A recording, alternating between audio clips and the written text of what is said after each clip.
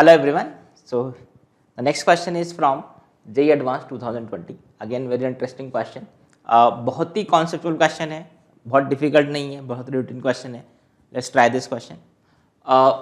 For a polynomial gx with the real coefficients, mg denote the number of distinct real roots of gx. मतलब उन्होंने इस notation को define कर दिया, ठीक है.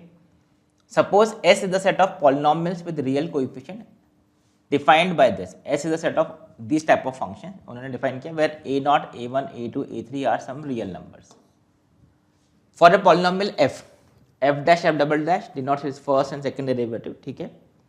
Then minimum possible values of m f double dash plus m f dash. What is the meaning of m f dash? M f dash मतलब number of roots of distinct real roots. You can see what is mg representing. So this is minimum, इसके जो roots हैं मतलब M F dash क्या represent कर रहा है, this is number of distinct real roots of F dash, और M F double dash क्या रिप्रेजेंट करेगा, this is number of distinct real roots of F double dash, ठीक है. और वो एफ फंक्शन क्या है, that is from this set S, मतलब इस सेट में जो फंक्शन होंगे उस टाइप के फंक्शन के minimum value of M F double dash plus M F dash, मतलब इन दोनों की मिनिमम वैल्यूज जो पॉसिबल होंगी उनका सम क्या होगा, that is the question. Basically हमको क्या फाइंड करना है, अगर इस टाइप का फंक्शन है तो उसका मिनिमम से मिनिमम कितने रूट्स पॉसिबल होंगे, ठीक है. उसके नहीं मतलब एफ डैश और एफ डबल डैश के. तो लेट्स से हम एक फंक्शन एज्यूम करते हैं, ये जो सेट है इसके फंक्शन की हम बात करें, ठीक है. तो let's say F X function, जो एफ एक्स फंक्शन है that is from this set, तो वो किस टाइप का होगा, this is X square minus one square, this is A not plus A one. अच्छा एक काम करते हैं, इस फंक्शन को let's take some function, this is G x function, इसको हम जी एक्स फंक्शन मान लेते हैं. ये जो फंक्शन है this is we are assuming this is G x function, ठीक है. अब इम्पॉर्टेंट पॉइंट यहाँ पे है जो बहुत क्रिटिकल है इस क्वेश्चन के लिए. देखो उन्होंने क्या बोला है कि a nought, a one, a two, a three are some real numbers, मतलब they may be zero also, correct. तो कहना है इसे जी एक्स फंक्शन जो है it may be a cubic, it may be a quadratic, it may be you can say linear function, और it may be a constant function also. तो अगर ये फंक्शन जी एक्स की function की बात करें तो जी x function may be any function, constant function, it may be linear function, quadratic function. तो इसका तो मिनिमम, इसके जो मिनिमम होंगे, minimum number of roots, minimum number of roots G x function के वो तो जीरो ही होगा, क्योंकि अगर मान लीजिए कांस्टेंट फंक्शन हो गया y इक्वल टू कांस्टेंट, तो उसका तो कोई रूट ही नहीं होगा, ठीक है, अनसेंट्री वो जीरो है.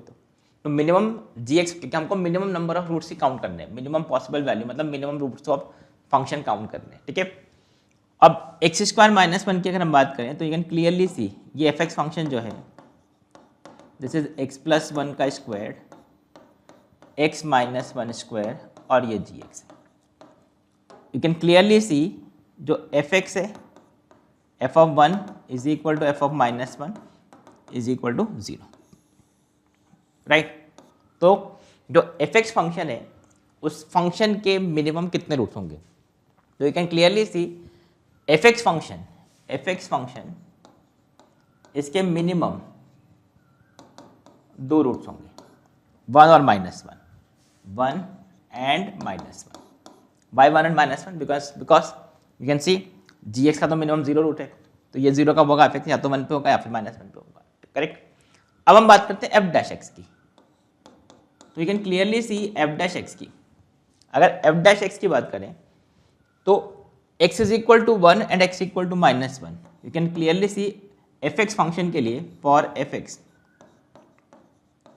x is equal to one and minus one are twice repeated root, twice repeated root. What is the meaning of twice repeated root, twice repeated root मतलब ये दो बार है, मतलब रिपीट हो रहा है, one minus one and one minus one and minus one are the repeated roots, correct. तो अगर कोई फंक्शन, कोई पॉलिनोमियल फंक्शन उसका अल्फा रिपीटेड रूट होता है तो एफ डैश एक्स के लिए भी उसका रूट होगा. आप इसको डिफरेंशिएट करके भी चेक कर सकते हो, ठीक है.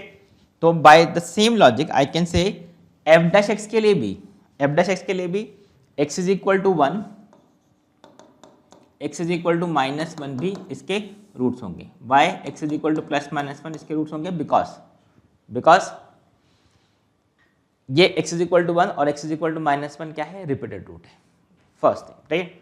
नाउ जस्ट ऑब्जर्व दिस कि अगर fx, ठीक है, fx 1 और -1 पे 1 और -1 पे 0 हुए, ठीक है, तो by Rolle's theorem I can say if f of -1 is equal to f of 1, this implies there exists at least one root in between -1 and 1 where f dash x is equal to 0।